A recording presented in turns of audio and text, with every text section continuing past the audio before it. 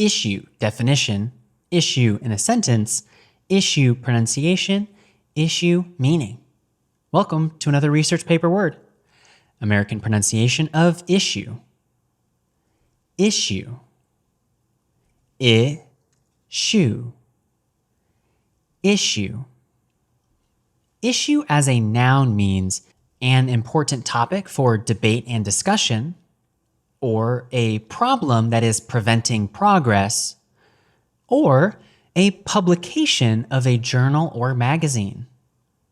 Common usages in academic writing: to raise an issue, to have an issue, to address the issue, to resolve the issue, to fix the issue, many issues, with no issue, the latest issue, journal issue number.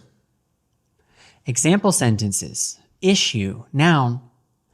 I used to have an issue with eating Brussels sprouts, but as I have grown older, I have come to like them. Example sentence number 2.